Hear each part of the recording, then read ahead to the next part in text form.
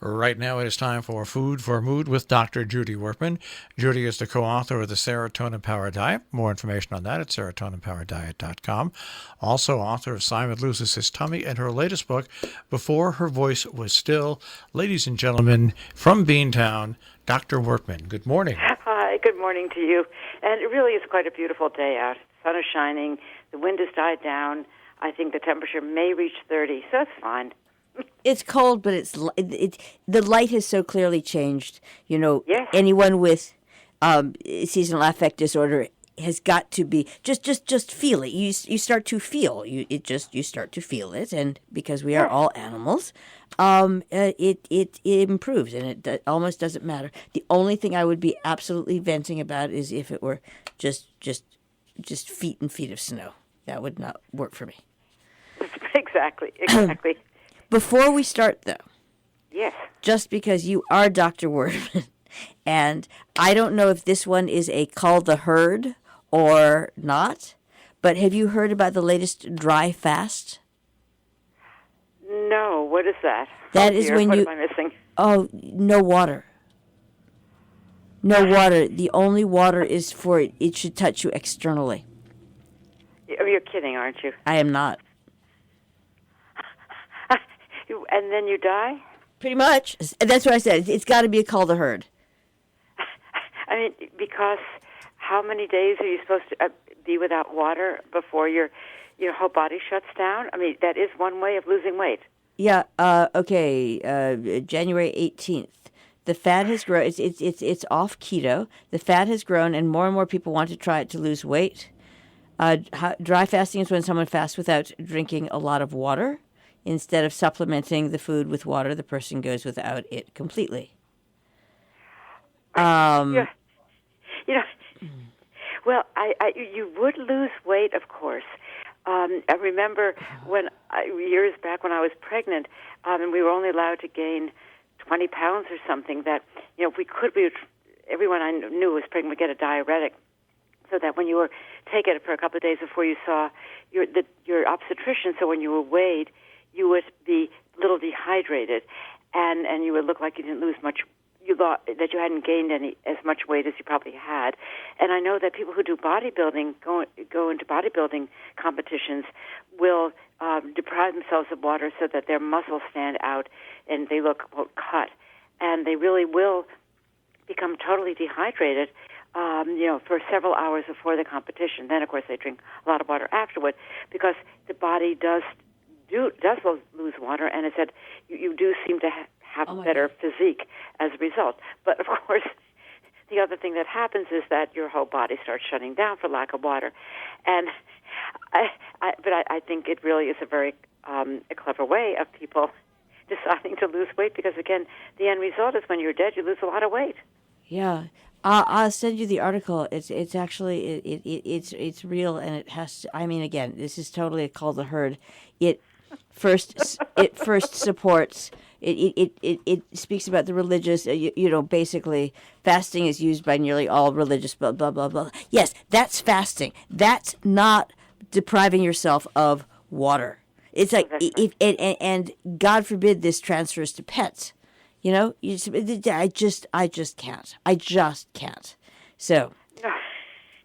But I really, for people who want to do that, there must be some other things that they have, other problems they have in their life as well, for them to fall for something like this. And so I think, Jill, the problem goes even deeper than deciding to lose weight by becoming dehydrated. Again, the lack of knowledge of one's own body is so profound that I wonder if these people are able to take care of their bodies even when they're not trying to lose weight. And that is really actually what I wrote to you about, this woman who is featured on this very popular television series called My 600-Pound Life, which shows over a period of a year the struggles that people who weigh usually in excess of 600 pounds go through in order to be accepted into a bariatric surgery program by a doctor in Houston. And wisely, he insists that his patients lose weight on their own before he'll operate on them because he knows that if they are incapable of even losing just what would be for him a small amount of weight, because they are starting at such an excess weight, like 50 pounds over maybe 2 months or something, if they can't do it when they don't have the self-discipline to do it on their own, then once he reduces the size of their stomach, they will run the risk of actually blowing out their stomach by starting to eat so much food that their stomach really just can't handle it, and they become quite sick. But, of course, the diet he gives them, and he apparently gives them all the same diet, is very low in calories for them. People who are used to eating 5,000 or 6,000 calories a day, he says, go on a 1,200 calorie diet, cut out all carbohydrates, other than maybe some vegetables, and a tiny bit of fruit, and weigh and measure. Well, he doesn't even tell them that, but presumably they're supposed to weigh and measure what they're eating, and they sort of sit at home because they don't really move and try to lose weight. Well, so this particular story was about a woman who consistently failed to do so, and not over a period of about 9 months. And not only did she fail to lose weight, she gained. And this seemed to be absolutely impossible to the doctor because apparently if you're eating 1,200 calories, you have to lose weight. Not if you start out at 670 pounds or something. But she kept saying, my diet is failing me. You gave me the wrong kind of diet. I shouldn't be eating so many calories. It's not my fault.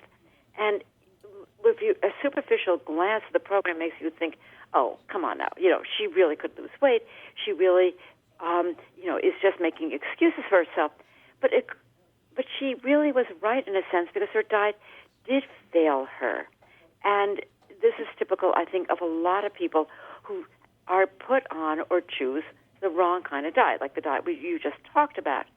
Her diet failed her because this doctor did not provide her with the nutritional / dietetic support that she needed in order to know how many, what size portions she should be eating, how to cut out calories by not adding, let's say, oil to her food, by eating healthy food choices. There was nothing in the program that implied that she'd be given any of this advice. She or the companion who was living with her, who was preparing her food. She was extremely sedentary. If she walked 40 steps a day, she considered that a victory.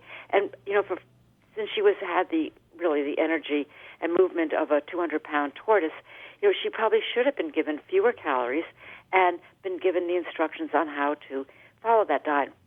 And most important, it wasn't really until she had failed for several months to lose weight that the doctor said, well, you should see a psychologist, and the psychologist really never talked to her about or they did not have an honest discussion of the issues that really caused this woman to gain so much weight.